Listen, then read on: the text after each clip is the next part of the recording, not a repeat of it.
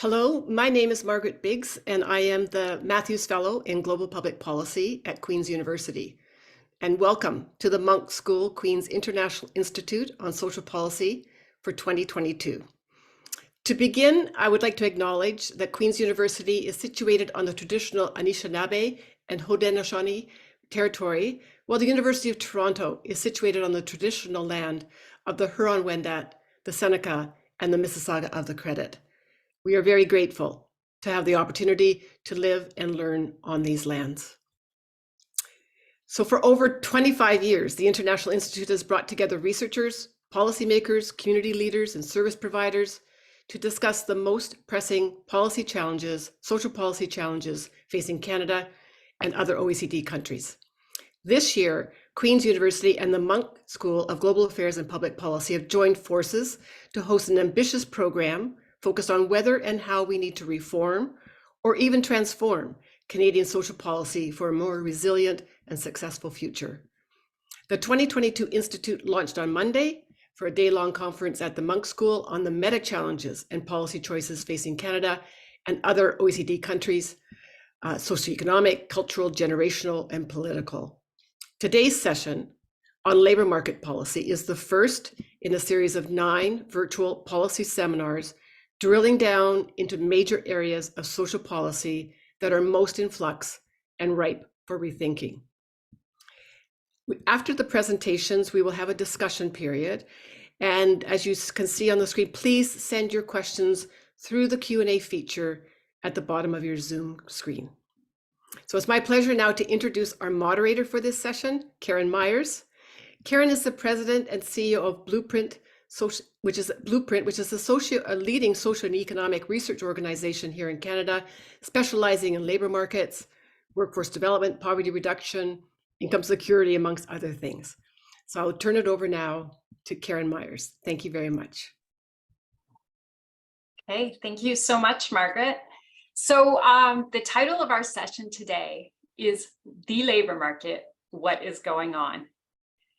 And like many of you, many of us think, what is going on? How did we get here? How did we go from the economic shutdowns to the labor shortages we find ourselves in? What is fueling the current shortage? And I can say, speaking as an employer of a rapidly growing 60-person company, attracting and retaining talent right now is incredibly challenging. Like most employers, I'm wondering whether the acute labor shortages are here to stay and what this is going to mean for how we do business. But as a social policy researcher, I have a somewhat different and I think more important set of questions. These questions are really focused around what labor shortages are going to mean for workers. Are they going to increase bargaining power for workers? And if so, will this translate to a stronger economy, a better quality of life, and especially for our most vulnerable workers? So today, our esteemed panelists are going to talk about what is going on now and what we should be doing about it. But they're also going to talk about some longer term trends that have been shaping our economy for some time and that are going to continue to shape our economy. And these trends include technological changes, an aging workforce, climate change, and energy transitions, to name a few of them. And this broader, longer-term view, I think, is really critical, and I expect will be illuminating to all of us. And I'm just going to touch on why it is so important for us to really kind of separate fact from fiction and really understand what has been going on.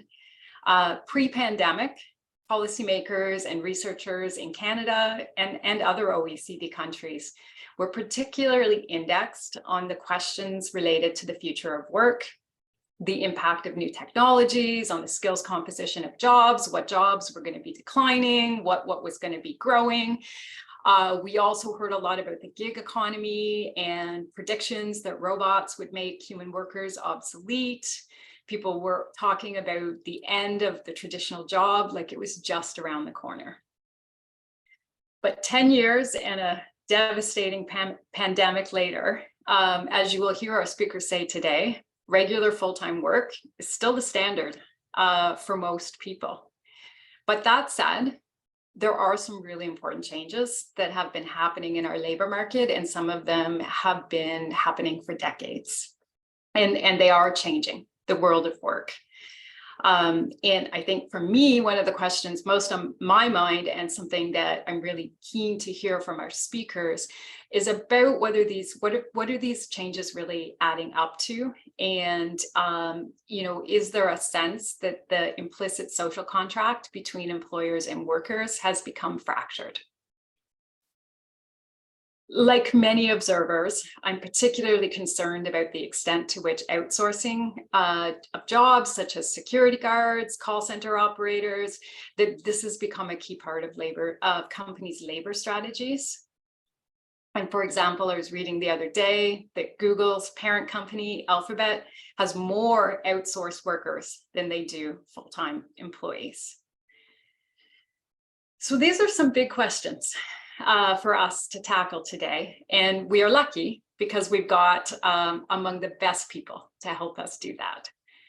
So let me introduce our speakers today. I'll start with our international guest, Stefan Carcello. Stefan is the head of Jobs and Income Division in the Directorate for Employment and Labor and Social Affairs at OECD. He's also a research fellow at ESA with a specialization in labor economics and employment policies. Previously, he was an economist at the IMF and an advisor to the French Minister for the Economy, Finance, and Employment. We are delighted to have Stefan here with us to help us understand the Canadian situation in the comparative context.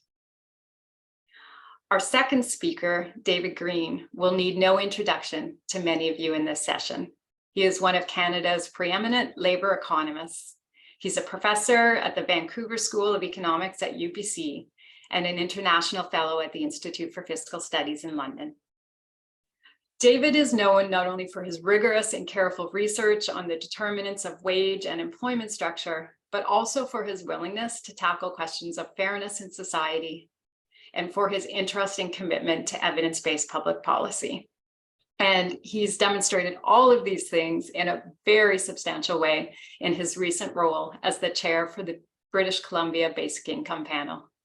As part of this work, David has done extensive research on long-term trends in the Canadian labor market, and I know he's going to share some of these with us today. So I'm sure you're all very keen to hear what our speakers have today. So let's get started. Each speaker will speak for about 20 minutes. And then we'll save some time for some discussion back and forth among myself and the panelists. And then we're going to turn it over to the audience for questions. Feel free to put your questions in the Q&A at any point in time. I will be taking a look at those as the sessions are going on and starting to get them organized for our discussion. Okay. All right, David, you are on. Okay. Now I have to find me. Okay, is that there? Can you see it? Yeah. Okay, good. I wanted to start by acknowledging that UBC stands on the traditional ancestral unceded territory of the Squamish, Musqueam, and Tsleil-Waututh peoples. Those are statements I think we make because in the end, we are hopeful of creating a more just society. That's going to be a backdrop to all of the discussion today.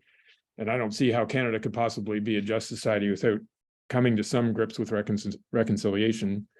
Making the land acknowledgement is obviously not reconciliation. It's a very small step in some ways. I see it as just a mark of respect. And I think in the end, the only way we're going to make progress is if we start with respect. So that's the first part. As Karen said, I'm going to try to sort of lay out some trends, short-term and long-term. And this actually, I really appreciated the chance to talk here, not just because I always like this collection of people and the conversations that happened, but also because it gave me an opportunity to update a whole bunch of series that I've been kind of keeping going in the background and hadn't updated very much since COVID. And what I'm going to show you, and that's sort of what the title says, is some things are remaining the same, some things are changing, and some of the ways that they're remaining the same and some of the changes were surprising for me. They may or may not be for you. These may all be things that everybody already knows, but I'm going to lay them out in the chance that they're of use, and try to help frame some of the discussions that I'll follow. So, as Karen said, I think Karen actually brought it together really well. We're sort of sitting at a place where we don't really completely know what's going on. There's a whole set of trends and arguments, claims that came before COVID, including this sort of idea of the rising precarity of work. I think I've almost never seen anyone talk about unstable or precarious work without using rising or increasing with it. There's a claim about a declining labor share. We'll come back to that sort of quickly. And then some of the things that Karen was talking about. There's a concern that there might be a high level of job quitting, that there's been burnout and retirement, increased retirement following COVID, and as Karen said, very high levels of unfilled vacancies. And putting those together, there is a sort of a broad sort of underlying trend concern about a move towards, exactly as Karen said, a future with more unstable work, a future with more quote unquote gig work. And my preferred definition of gig work is one that combines work that is unstable with some kind of mediation through technology. As I'm going to talk about in a moment, there's a tendency often when talking about and throwing this kind of phrase around to work on one part of that or the other, either the unstable part or the technology part. And then that leads to claims about really big amounts of gig work and really big trends in them that I'm not sure are actually true when you pay a little more attention. Obviously, this picture of what's going on in sort of a long run sense with the impact of technology is complicated by COVID and the fact that we shut down the economy on purpose for good reason. And that has led us into a period that is, I mean, I hate the word, but it's unprecedented. And that's going to make it hard to answer some of the kinds of questions that Karen posed, but I'm going to try to do it anyway, because that's what I'm supposedly here for. Okay, so once again, if we think about the sort of gig work and split it into two parts, one part is precarious work or unstable work. And my preferred definition for this comes from Leah Vasco from U of T, who focused on sort of trying to get measurable sides of it. That included own account self-employment, part-time paid employment, and temporary and contract work. So things that we usually assume with instability. Definitions also tend to bring in notions of sort of ongoing low pay and unstable jobs. So really sort of bad jobs in a sense. The opposite now, one of the things that's clearly true with all these categories is they tend to overlap, that part-time work and contract work are often sort of combined. And so that means looking at each one individually can lead to a difficulty in figuring out the overall picture. So what I'm going to show you first is the opposite. So this is the proportion of workers who are permanent full-time employees. This in principle is sort of what we're searching for. The first part of this series, up to about the year 1999 or so, actually comes from work that Leah Vasco did, because prior to 1997, it's hard to pull these numbers. And what you can see is that we moved in a period from the 80s through to the mid 90s, mid to late 90s, with a real decline in the proportion of jobs that fit in this category, the sort of desirable category. And that what we've seen since is, in fact, sort of stability. In fact, in recent years, maybe even a slight increase. Then, and this is maybe the first surprise, maybe only a small surprise, what COVID really did was shift up that proportion. So one might think that COVID would have had the opposite effect. We all sort of got used to working through technology, and therefore we end up with more people on technology platforms. There was more deliveries, from Amazon, more Uber use, Uber food kind of use. So you might think we're looking at a period of increased instability. In fact, what we saw was a fairly sharp rise in the proportion who are permanent full-time employees, getting back to levels that we haven't seen since the start of Leah's series. And I'm going to talk about why that is in a moment. It really, I think, has to do with sectoral shifts. But the idea that unstable work is taking over in a sort of trend sense in terms of these kinds of measures is just sort of not there. This is component parts. This is for women in Canada.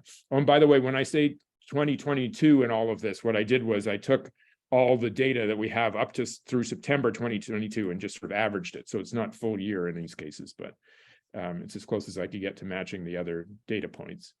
What you see here is the component parts are moving in similar directions. So for example, self-employment has been actually, this is own account self-employment, by the way, that is you only employ yourself and you tend not to be incorporated. So these tend to be not particularly good jobs. And they sort of stepped down a bit again in COVID and haven't come back. I've seen discussions arguing that this is potentially a problem, maybe because people think this is related to innovation. These are not innovative jobs. These are sort of last resort. I don't have an alternative kind of work arrangements. And it's good news, I think, that in fact, they've gone down and haven't gone back up. Contract work, and part-time work both also stepped down and haven't gone back up. Again, I think this is sectoral for reasons I'll show you in a moment. The question of job instability we can get at with the proportion of jobs that are so far lasted less than 1 year. If we were in steady state, then more unstable employment means more people losing jobs and then passing into new jobs. So we'll see a lot of people with less than 1 year of job tenure. And in fact, over time, that has trended down. So again, jobs are getting more stable, not less stable, according to these definitions. It has gone up since COVID, although I think it's probably true, right, that this is happening because we've sort of reopened employment, because we purposely threw a bunch of people out of work and now we're bringing them back in. So my guess is this will go back down again, but it's only a guess. As I said before, another definition comes from low wages. This is a series that I've been putting together for a long time with a colleague from Manitoba, James Townsend. This is the entry wage for high school or less educated males. So this is sort of saying what's going on in the least educated part of the labor market. And what you can see is from 1980 through to about the mid 90s, you saw a 20% real decline in these wages, so huge decline. And then it's been sort of scrabbling back since then, particularly in the resource boom. It took a break more or less at the end of the resource boom. And then as we all know, it's been going up. In this last year, it's come down. That's because nominal wages have gone up, but not fast enough to keep up with inflation. But again, sort of similar to what we saw in the previous figure, there was a real problem that happened in the Canadian labor market in the 80s through a bit the mid 90s. And since then, in terms of employment, in terms of precarity, it's been pretty stable. In terms of these wages, it's actually been getting gradually better.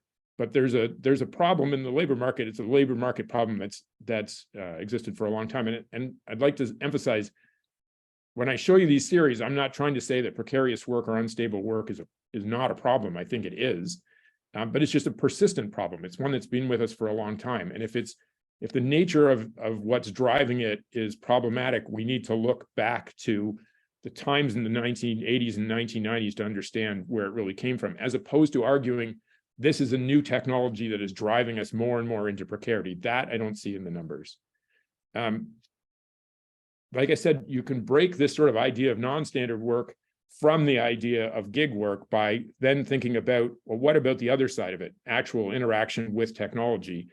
And there the measures tend to show very low proportions of people who really actually get their work in ways that are work, say, through platforms, through technology platforms, or have had their work destroyed by being replaced by robots, for example. These are just not particularly high numbers. I would say the best shot that anybody's taken at it for Canada is work from Statistics Canada from Huju Liu and Yuri Ostrovsky. And what they did was use tax data and said, okay, we're going to define a gig worker as an unincorporated self-employed person who doesn't have a business number. That means that they are self-employed, they are sufficiently unstable that in fact they haven't even gone to the step of getting a business number. Now their series says that series starts in the first year they could form it in 2005 at 5.5% of workers fall in this category. It rises to 8.1%. And in recent years, Statistics Canada seems to be using this definition to some degree. I would really caution against it because you can see even just in the levels 2005, before Uber was a glimmer in anybody's eyes and before the technology made it possible, you already had 5% of workers who supposedly would be classified as gig workers. Again, I think this is part of this sort of very longer term instability that we need to be concerned with. I think there's a real problem with relabeling this as, say, gig workers, because it focuses attention on this sort of notion that we should be responding to a technological change that's sort of ongoing or urgent. And that leads to conclusions that we need something like, say, a basic income as the solution. And I would argue that's not where the solutions where we really need to look. One of the things, and this actually comes back to some of Karen's comments at the start, one of the things I come away with from all of this is, as I said, with the standard measures that we have, we're not seeing these sort of big movements that would suggest big technologically induced problems. But, and I can hear people thinking it in the background, and you're right if you're thinking this, there are elements of the labor market that we have trouble measuring right now, and that we need measures of to understand the extent of it. One of the big ones, I think, is exactly the one that Karen brought up, which is sometimes called fissured work arrangements. That is, the work arrangements where the person works at a particular workplace, but they don't work for that company. So think of janitors at a law firm who once upon a time worked for the law firm, but now work for a janitorial company. And what we know from various research is that those workers get paid less once the janitorial duties get moved from the firm to the outsourced firm. Wages go down. Labor regulation applies less to them because nobody's exactly sure who's responsible, and sometimes these intermediary firms are sort of fly by night and pack up if they're charged with anything. It's really a concern, I think. But what I don't think we know exactly the extent of it, and I don't think we know whether it's on the rise. I do think that we need to be thinking about it, and I'll come back to this in the policy part, but we need better measures of this. Gig work, as I said a moment ago, poorly defined. We don't have particularly direct measures. Here too, I think we need more work on measurement. The other thing I would say is that, as I said before, I think what we are concerned with ultimately is constructing a more just economy. And it's not possible to do that without thinking about workplaces that incorporate self-respect, incorporate autonomy, as well as decent pay. Our measures are about the sort of more concrete things, if you will, whether the person has work, how many hours they work, what their wages are, some of the working conditions. But I think we need more measures that really go directly to, do they have control over their hours? Do they have a sense of self-respect and autonomy on their job? My sense is those are things we should be collecting in a much more ongoing basis so that we can see how they move. And then the last one is maybe a little bit esoteric. I'm going to show you that turnover is really important in everything that we're talking about. And that means we need data sets that allow us to follow turnover, as opposed to, so with the LFS, you can construct sort of little mini panels of 6 months, but for the most part, we're looking at cross-sectional data. And that makes it hard. You're sort of peering at it sideways to see if you see the dynamics. We do have panel data sets. The LISA, created by Statistics Canada, is a wonderful data set. We have matched worker firm tax data, which are great data sets, but they always lag multiple years behind. We're not going to be able to really use those to study what COVID did, for example, probably for 2-3 years at least. And that time lag needs to be sped up. This is just to say, this is actually a figure from Armin Yalnizyan to say that the sort of talk about declining labor share, which is a dominant theme in the US discussion, is really not a Canadian fact, at least not since about the mid-1990s. And in fact, in the very long run, we're at sort of labor share ratios that are, so this is the share of total income going to labor, which are somewhere around where we were in the 1960s. So if this is, if in your head is this idea, oh, labor share is declining, and that's evidence of sort of technological takeover, it's just not in the Canadian data. It's not us. Now let me go to the other side, to the thing that I think is sort of most interesting in talking about what COVID is doing and trying to sort of peer through the glass to figure it out, or what it has done. This is the employment rate this is the overall employment rate for males and females age 15 plus. That's it. There's no other restrictions here. And what you can see over the very long run from about, again, what we see is declines in the early 90s, then sort of relative stability, right? We were doing better and better during the sort of resource boom period. Then the 2009 recession hits. Then we're pretty flat. There's COVID. We can see COVID pushing down those rates. And now essentially we're back, right? We're back to the same employment rates we were at before. And that's very important as we think about these questions about scarcity and labor shortages, for example. I think one of the things, this is one of the ones that sort of surprised me, and I don't know whether it surprises other people, but one of the narratives that I had in my mind before going to the data was that what COVID did in part was create sort of burnout and cause the older generations to decide to retire earlier, and maybe not even such older generations to retire earlier. And if that's true, then there's a concern that it would sort of speed up what we know is the demographic shift coming on in a way that the economy might have difficulty adapting to. If we sort of compressed greatly in time the retirement surge that's coming, that is underway, that could cause real problems. But in fact, when you look, so this is for females, the top line here is females age 55 to 59, then 60 to 64, and then the bottom line is 65 plus. And what you can see in every case is we're back to where we were before. So there's not particular evidence here that there has been a big surge in retirements. Now, it is the case that as the baby boom moves through this structure, it's going to move from the top line to the middle line to the bottom line. We're going to see declines in participation just because of the demographic shift. But the point is there hasn't been a structural shift. This hasn't been pushed way forward in time by COVID. The same is true for males. If you go to the male numbers, maybe 65 plus has ticked down a bit. You could argue what COVID did was stop the upward trend that we were on, maybe. But the idea that we've faced a structural shift of this kind at that end of the labor market doesn't seem to be true. What it did cause was a structural shift, sectoral shift, sorry. This is employment growth in sort of non-service industries. Now, here is not where the impact was really by the time the smoke clears, right? So interestingly, construction, which is one of the places where we're continuously hearing about shortages, is actually back to levels it was at in 2009. Transportation warehousing is still down, probably because of supply chain problems that aren't yet fully worked out. Manufacturing, again, the problems there happened well in the past. So ideas that technology is causing further decay there is not sort of evident. On the other hand, it's at a low level. Again, pretty stable. The place where the real changes happen is here, right? And none of this is going to surprise anybody.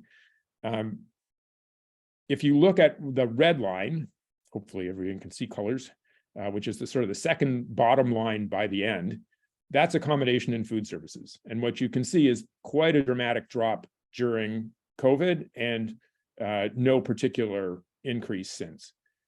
Other services, which is mostly personal services, similarly, a decline that hasn't really recovered.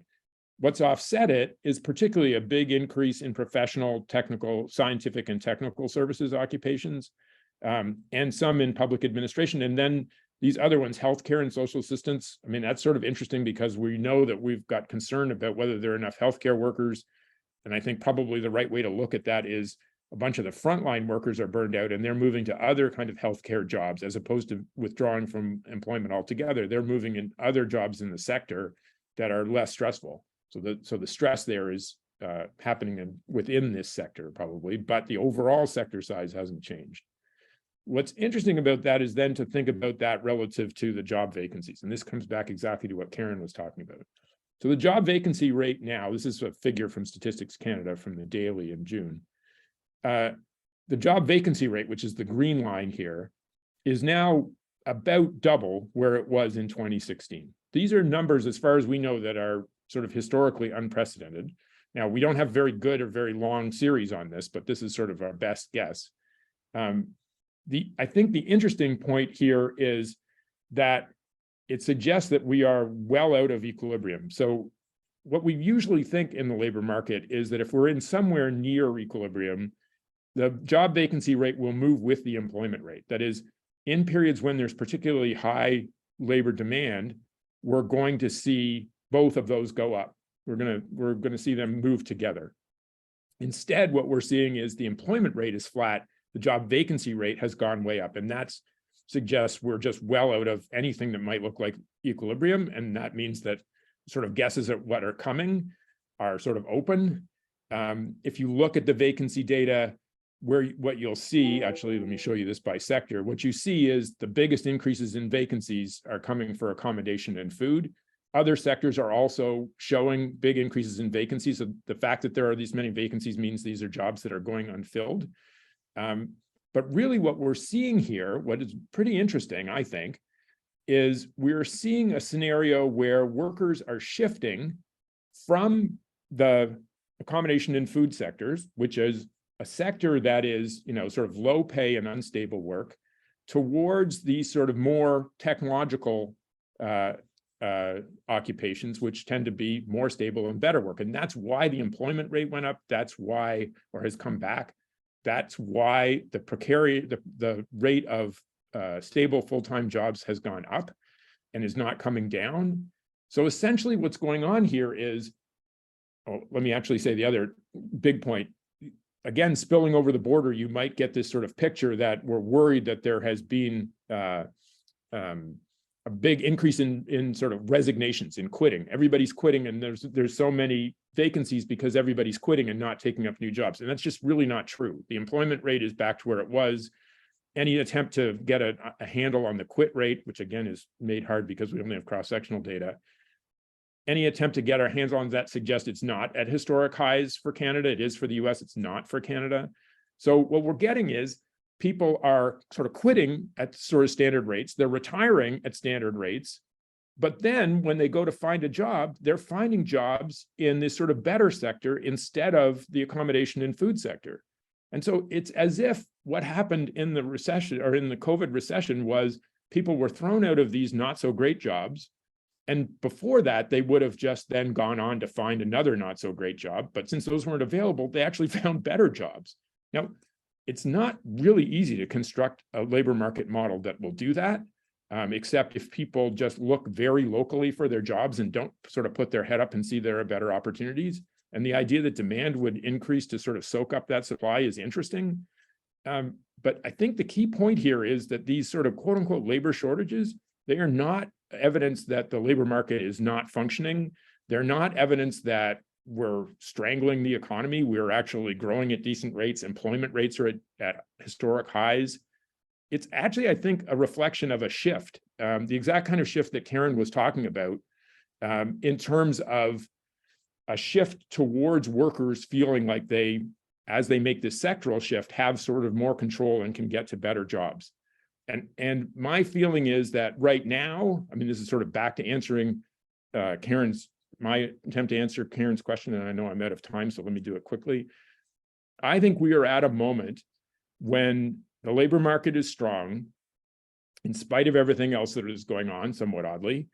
And now is the moment to be thinking about how do we take active measures to do what Karen was talking about. That is, to actually create an environment that's better for workers. And there, I think part of it is going to happen through wages. That's already happening. Part of it is going to happen through this sectoral shift. And that means there's a moment here where there's an opportunity. I think the other side of it has to come with making sure that we create workplaces that are what we want them to be, from a perspective of a more just society. That is, workplaces that embody respect and some amount. We obviously have to balance employer control and employee control. I just feel like we're out of balance right now, and we need to move towards that. And in the basic income panel that Karen mentioned before, we had a set of recommendations that all go along those lines.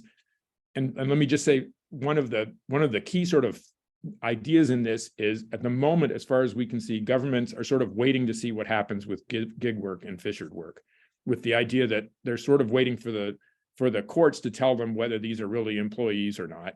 Ontario has obviously made some stab at deciding whether they are, although to my mind, not a great one. I think government should be taking a proactive stance here. If we decide, through our governments, that there's certain types of work that we view as unacceptable, and we can do that by just making sure we define who's an employee, then we have the chance of building the kind of labor market that we actually want.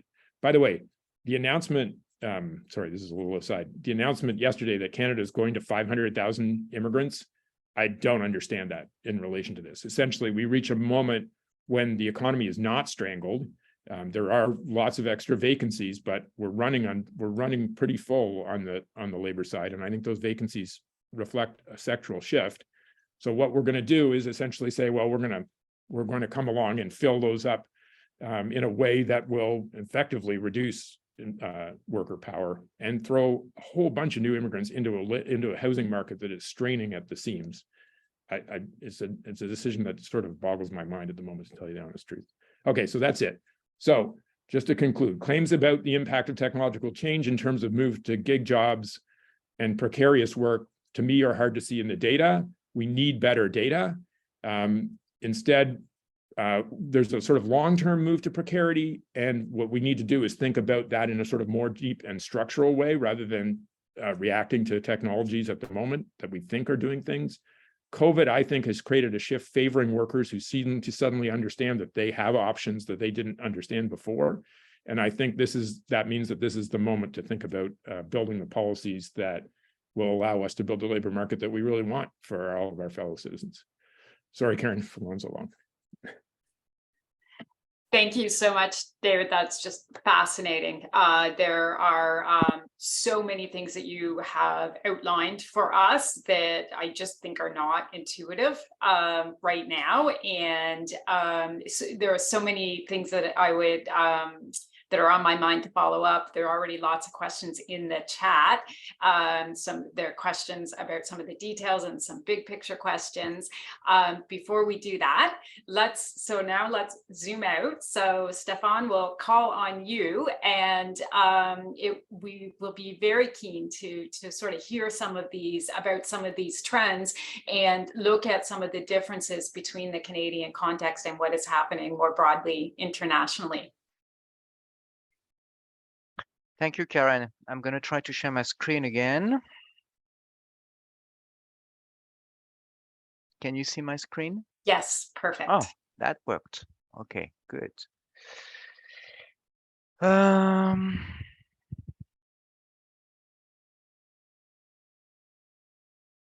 Still okay?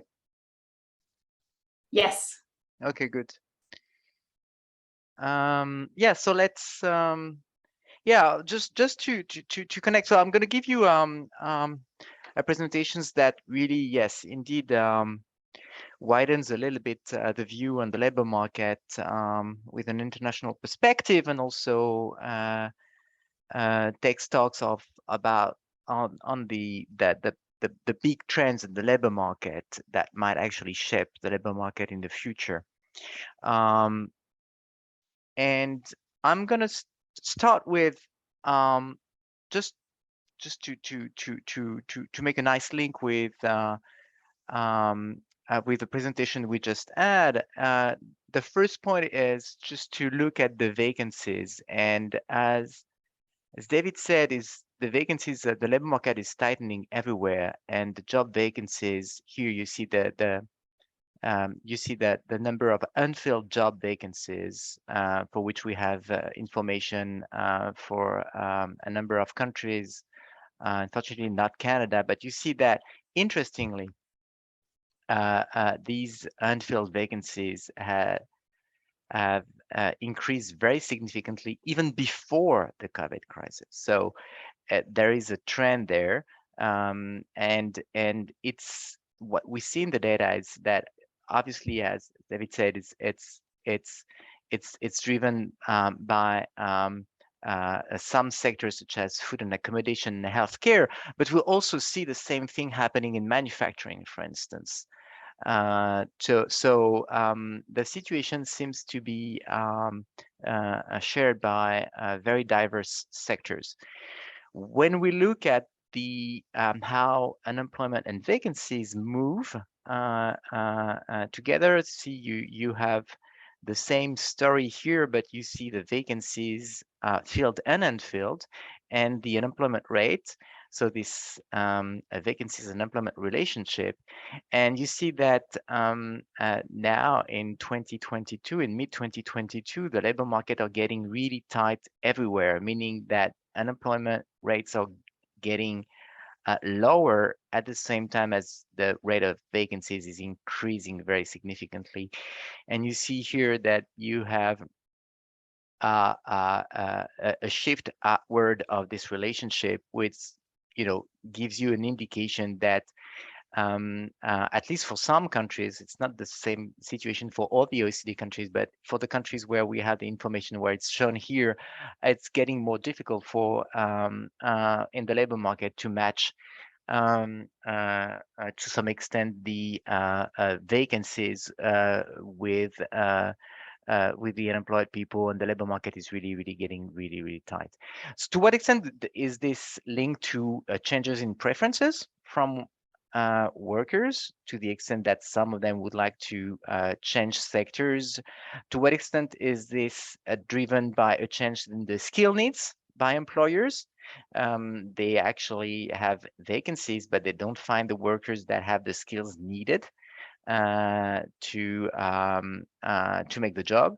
Is still an open question, but definitely something we are in the situation which probably relates in part to structural trends in the labor market. Now, there is also definitely a situation which is linked to the exit in the of the COVID crisis, where all firms and workers have postponed a number of their projects, investment projects, career projects. And in 2021 and 2022, all of a sudden, all these companies and people actually try to implement these projects at the same time, in terms of changing jobs, changing sectors, recruiting more people with new projects. And so that actually creates a situation where you have a lot of vacancies out there, with in a situation where the unemployment rate was already pretty low to start with. So that probably adds to the structural trends that I'm going to talk about in a minute.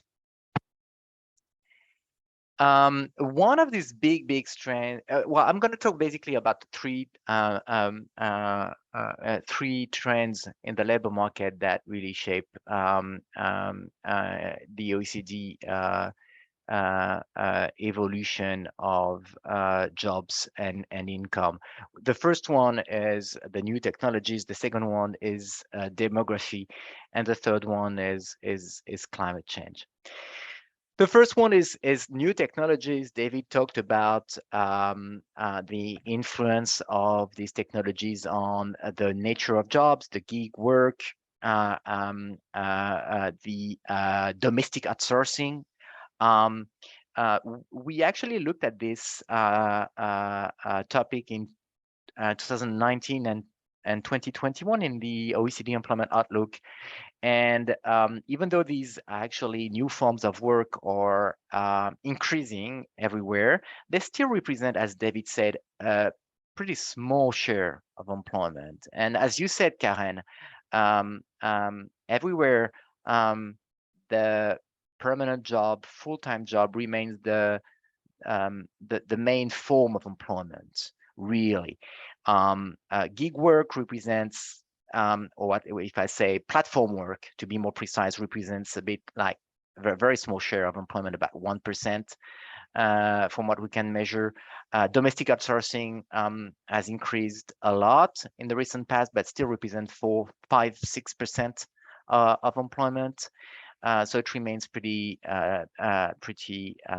small. Now, it doesn't mean that digitalization is not going to actually change the world more profoundly. Digitalization facilitates outsourcing, but also going to transform a lot of jobs.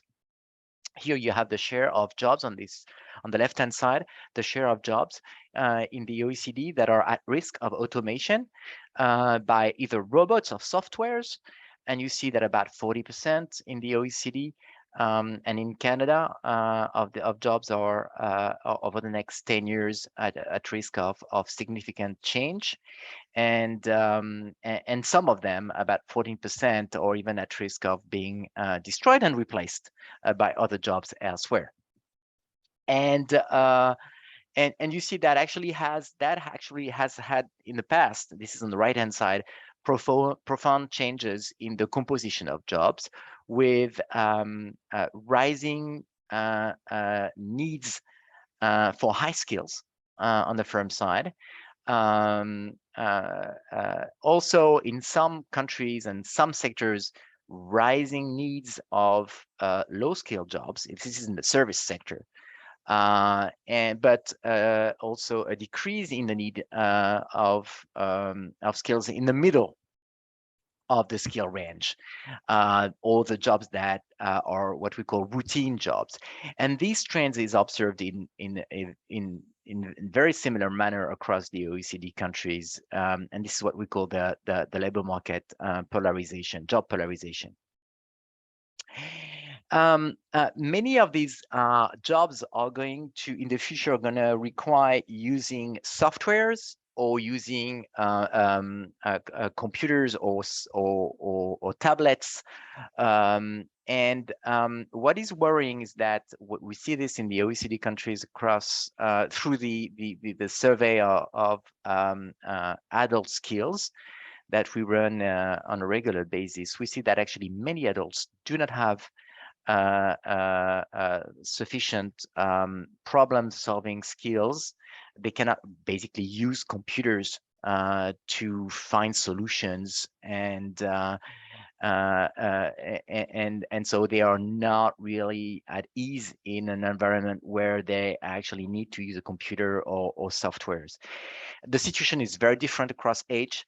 Here you see on the left-hand side the situation for the younger workers, who very often have level 2 or level 3 in these surveys, which means that they have some skills to use the computers, whereas actually it's much less the case on the right-hand side for the older workers, including in Canada. This is a worry to the extent that actually some aspects of technological change, such as the recourse to AI, is going to reinforce the need to use computer technologies, and is going to have a big impact on the skill needs, the employment growth, and the wage growth. We know that the wage dynamics in the longer run is very much linked to the recourse, the use by companies of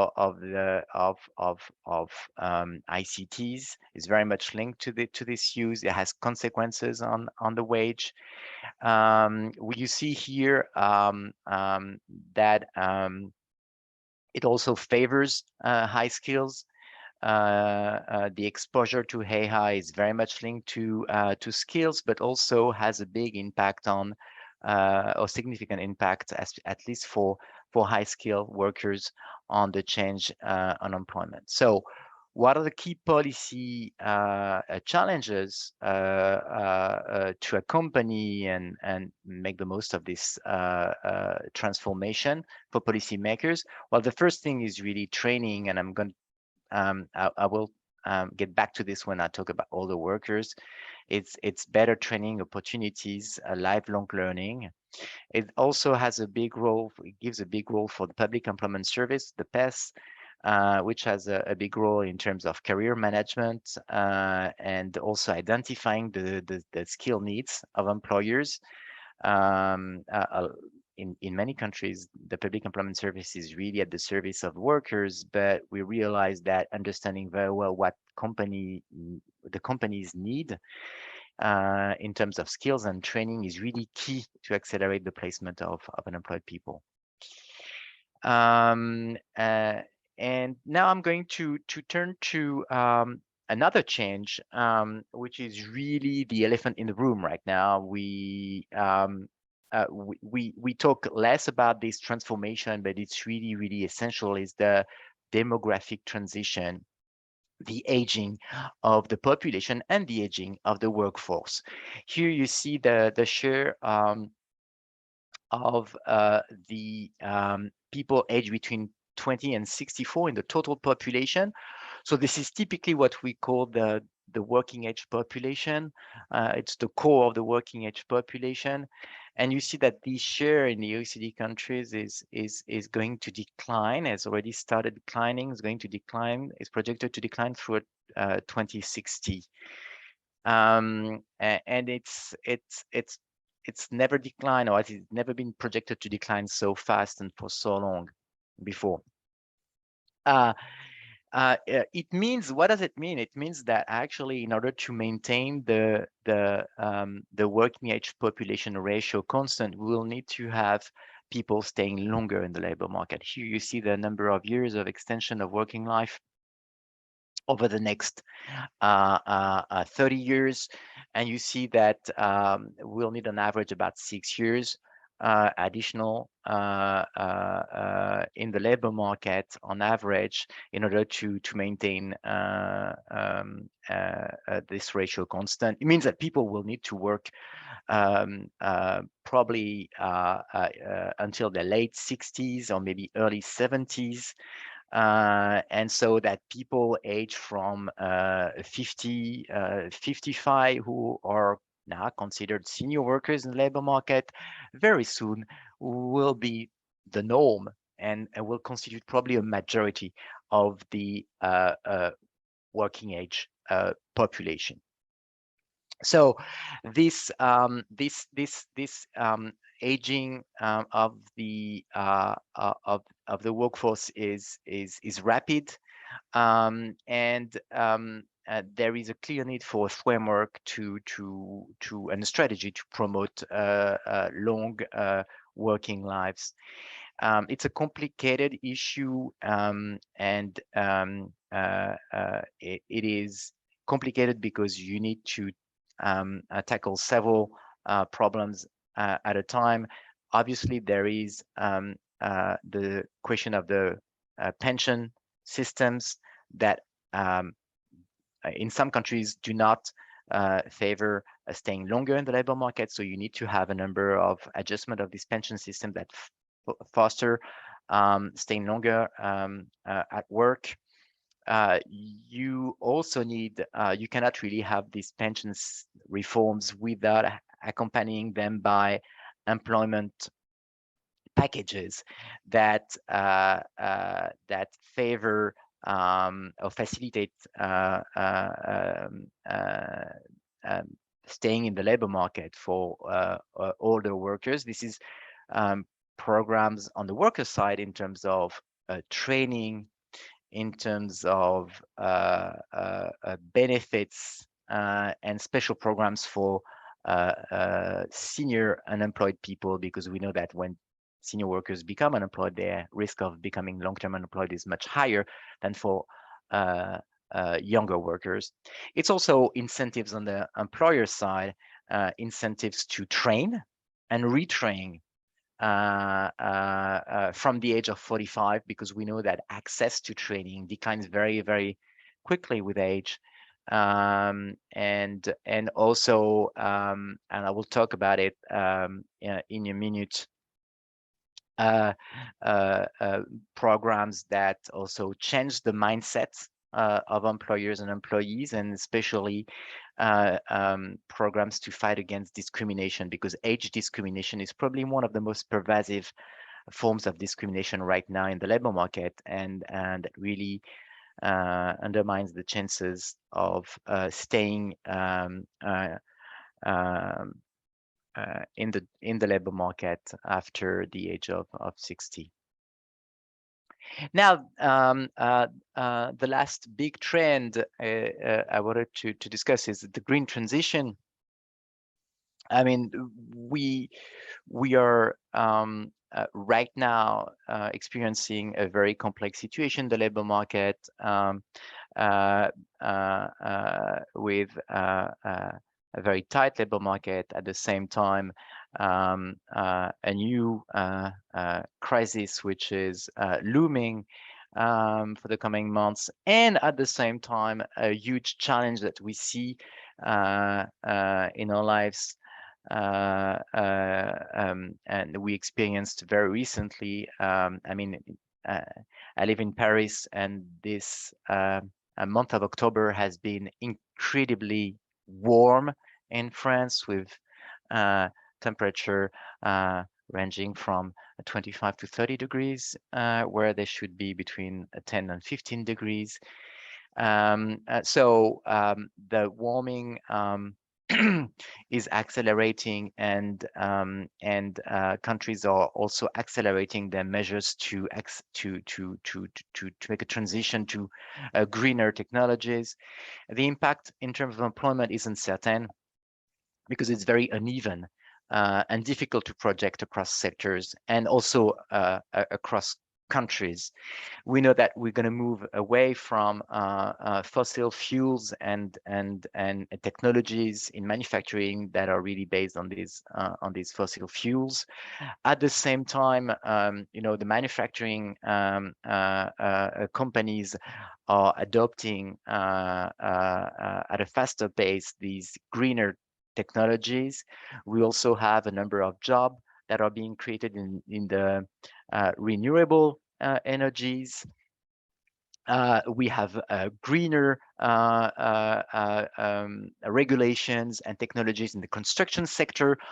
So all these suggest that in terms of employment, the climate change can, we can definitely, if we have a good strategy and a good employment plan, make this climate change transition positive overall in terms of employment, even though we see that it's going to be uneven across sectors.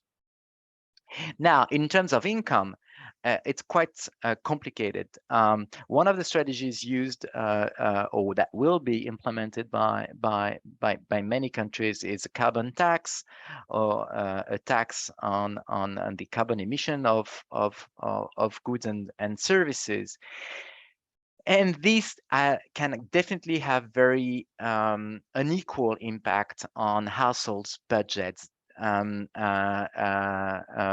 with probably a bigger impact on the lower deciles, the lower incomes in the household budget distribution. Why? Because the consumption of carbon-intensive goods and services with energy, to start with, fuel, constitutes a bigger part of households' budgets among low-income households than among high-income households. And this is what you see here in this simulation that we've been working on on Lithuania. You see that the carbon tax, without any strategy to recycle or mitigate the impact of the carbon tax, actually has a bigger impact for the first deciles of the distribution than for the higher deciles. And very interestingly, it also means that you can recycle and you can mitigate the impact for low-income households. This is going to be probably one of the big challenges for countries, to find the right policy tool, either tax credits or specific benefits, to alleviate the burden for low-income households, while at the same time maintaining some incentives to transition to low carbon emission goods and services. And you see that actually the tool that you're going to use can actually have very, very different impact, whether you choose a lump sum, which is an equivalent of in a way of a universal benefit, or whether you have more targeted benefits, or whether you actually use labor taxes, which can be less effective as to mitigate the impact for low-income households. Now, one last aspect, and it will be my last slide, that I wanted to insist on is to work also on the inclusiveness, sorry, of the labor market in the coming years. As actually David already mentioned, it is important, not only because on ethical grounds, but also in the current situation where the labor market is getting really tight. You need to tap into areas or groups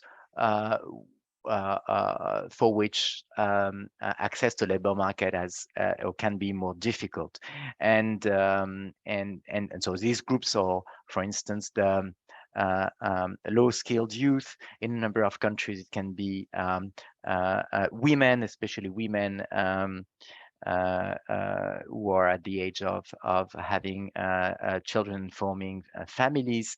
It can be obviously in most countries older workers who actually face lower employment rates than younger workers. Can be obviously migrants as well, and ethnic minorities. And so here you see the potential gains in employment of this greater inclusion if we actually assume that the employment rate of these minorities or these underemployed groups were the same as the majority, and you see that these gains are very substantial.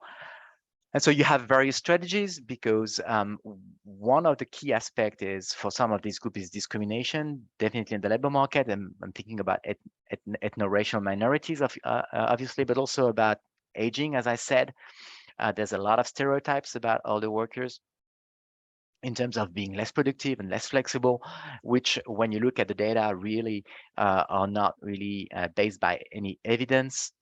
I think about ethno-racial minorities as well, but also I'm thinking about all that you need to do outside of the labor market to fill the gap in terms of education, opportunities, and also family policies, especially for young women. And in the current situation of very tight labor market, I think this is really the occasion. This is the opportunity for governments to boost their strategies to make the labor market, the workforce, more diverse. And with that, Karen, I would like to give you the floor. Back to you. Hey, great. Thank you, Stefan, for a really fascinating presentation. So we have 23 minutes left, and I know Margaret needs 3 minutes at the end to wrap up. So that leaves us about 20 minutes. So, and there are many great questions in the chat. So what I'm going to propose that we do is I'm going to ask each of you a question, and then from there we'll move to answering some of the questions in the chat. So but I'll tell you both my questions, and then start with you, David, and move to Stefan. So my questions, David, I'm curious, what resonated for you with Stefan's presentation? Did you see anything in the data, in the way that Canada is contextualized that is different, or double-clicked for Canada for you, and what stands out as different in Canada compared to other countries? So it's my question for you. Stefan, my question for you is, after hearing David's presentation and from what you know on the Canadian context compared internationally, what advice do you have for Canadian policymakers if the federal economic outlook will be shared today? In fact, what is the one thing that you think the federal government should be doing?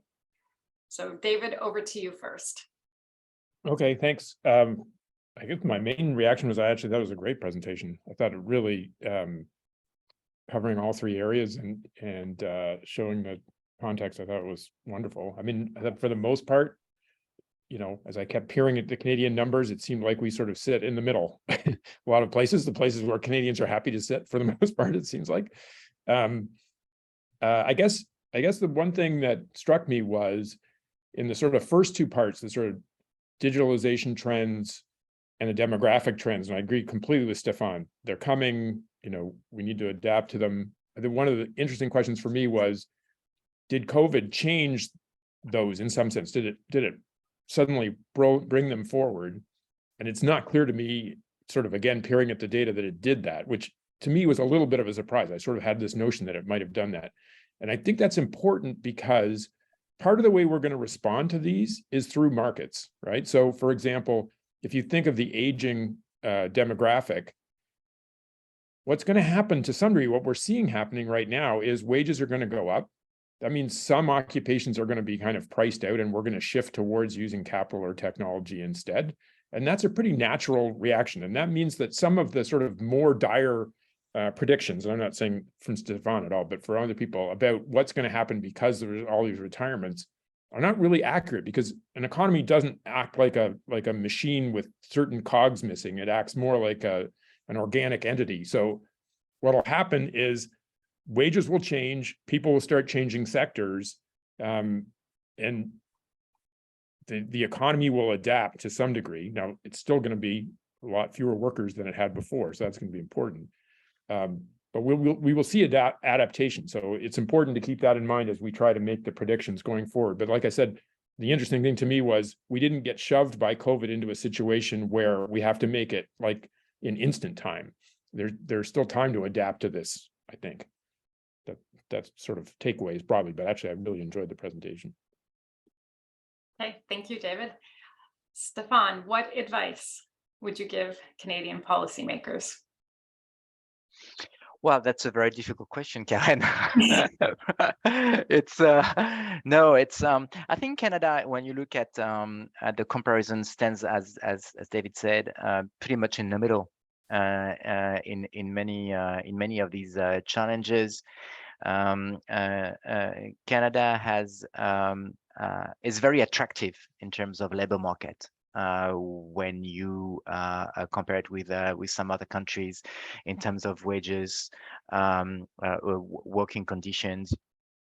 It has always had a very attractive also migration policy, probably better able to pilot these migration flows than other countries because of its system. Where it can really better link the needs of companies with the specificities of the migrants that are welcome in the country. And so I think what is really needed to face these challenges is for Canada is, I would say, really in a nutshell and from the top of my head, because I'm not going to come up with a strategy for Canada from at that moment, is probably maybe two things. The first thing is to work on training.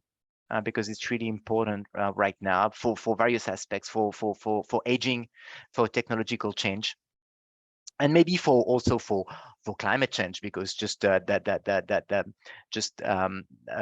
the new technologies in construction, for instance, is going to take some training for construction workers, for instance, just give you one example, or just moving from the fuel sector to other types of natural resources, because we know that the use of electricity as the main source of power for houses, but also for cars, is going to require new metals, new natural resources, and Canada has a lot of natural resources. So this shift also needs to happen. The training, retraining, career counseling is really key, I think. Being able really to identify the needs of companies and to have a system where the public sector knows where to intervene versus where to let firms do the jobs themselves is really important. Working on the coordination, I think, across departments and sectors is important. Coordination between the private and the public sector, coordination between the training providers and the public sector is also very important. So I think this is really important. Also creating I think a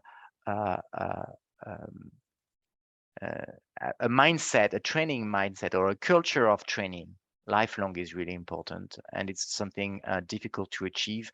You have seen that older workers, including in Canada, are probably have stronger training needs than younger workers. They also haven't shown you the data, but we know that actually they Stefan, benefit. before you dive into that data, I'm going to pause there. Sure. Sorry, I'm being very long in my response. Yeah. And I'm sorry. yeah, certainly that the piece around coordination, I think, is really key and good advice for Canada. So thank you for sharing that. I want to make sure we get a chance to get to some of the questions in the Q&A. So there are a number of questions, and my read is one of the themes is around disaggregation of the data and the extent to which, in particular, the Canadian data looks different for people with different lived experience, different demographic characteristics. So you showed us a little bit of the data by different sectors, and a little bit for men and women. Have you seen anything that shows differences by race, by immigration status, disability? And I know there's some limitations with the data you're working with, so I'm guessing you're probably not able to say too much there, but that's certainly an important part of the story. Oh yes, no, we have these data as for some countries, especially for ethno-racial minorities. We can actually have the data for the English-speaking countries because this is where the statistics are available. No, we saw that there is a gap. There was also a gap during the COVID crisis because these groups were also more susceptible to work in sectors that have been badly affected by the non-pharmaceutical measures, the restrictions, and there is definitely a significant gap. We have also the data in terms of disability, the access of employment of disabled people, and in these areas, yes, definitely there is more work to be done.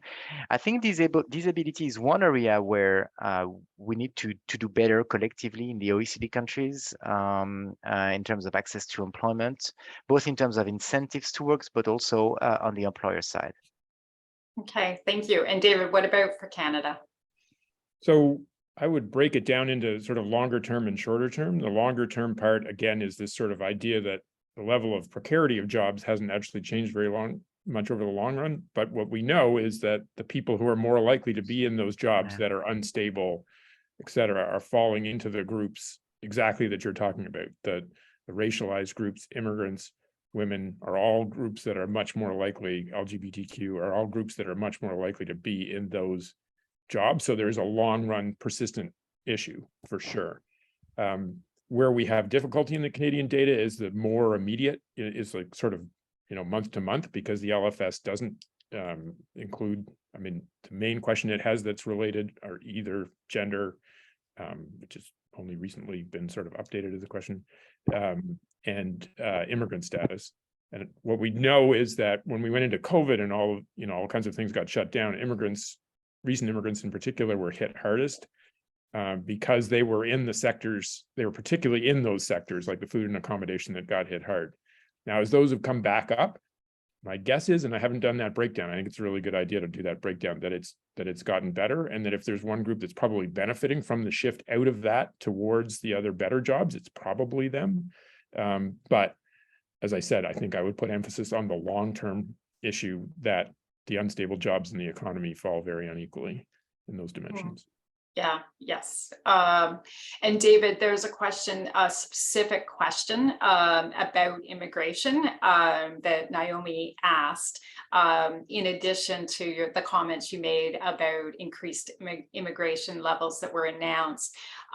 She's asking what you think about the huge increase in temporary entrants, both workers and international students, all of who have permission to work mainly in these lower occupations. Yeah, I mean, I find it interesting coming from Naomi because Naomi knows more than I do, but it's sort of funny. It's like, okay, so I'll try to answer. I think it's concerning. I think it's concerning that we've had this sort of creep back up. I think it's concerning because it's a form for the labor market that I think has real issues that we all know about. These tend to be people who don't have, particularly don't have rights because their right to stay here is conditional on their status. Now, the programs that do more about trying to make sure that they can transit to permanent status should alleviate that to some degree. So those are probably good moves. But I think we have to ask serious questions about why it is that we're trying to address what we see as labor needs this way. I should also say, let me just quickly say, the word shortage comes up a fair bit, and it often comes up in conjunction with talking about temporary foreign workers. But talking about shortages without also talking about wages is like half the story. The shortage, when an employer says, I have a vacancy, I can't fill it, the rest of the sentence should be at the wage that I'm offering. And that means that when we think about it, we should be jointly thinking about wage policy and where we want wages to be, as opposed to in a world where we're at an employment rate that is essentially at historically high levels, the idea that the economy is being choked off because we don't have enough temporary foreign workers seems to me to be unlikely to be true. I think we need to be thinking at the same time about what is the wage structure we want for the workers and whether temporary foreign workers are affecting that as an inflow, not as a person, not in terms of individuals. Well put. Okay, question for either of you about what we might expect in terms of, is there going to be a recession, and how might that impact these trends in the short term? Is this something we should be worried about, or is this going to be a blip that passes for us? And I'll go first this time. I think it's important to be clear on what we mean, what we mean by a recession. So a standard technical definition of a recession is 2 quarters of negative growth in output. And I think it's completely possible we may face that. The issue is we're in uncharted territories in terms of where we stand on the edge of a recession in terms of our vacancy rates. Like, again, going back to the figures that Stefan had up across countries, COVID, I think, has put us in this position where the labor market is in this weird flux. So we could have, negative output growth for 2 quarters and not really touch the unemployment rate very much at all. So we have this tendency, I think, to think about everything in terms of what we know from the past, which is reasonable. And we're thinking, oh, we're going to go into another recession. That sets all kinds of alarm bells off. I think it's possible, given how tight the labor market is and how many excess vacancies there are, that we could have a slowdown in the economy in terms of output and not see big problems on the employment side. And I mean, maybe that's a little Pollyannish, but it's sort of like that would be fairly optimal. It would mean we potentially could bring inflation down without having it be, direct pain to workers. And I think it's possible. Obviously, I'll be sad if it's not true, but I think it's possible. Well, I agree with David. I think it's right now, the very, very near future is very uncertain, and the situation of the labor market is so exceptional that we don't really know what's going to happen. There's very, very strong forces in terms of skill needs, job reallocations,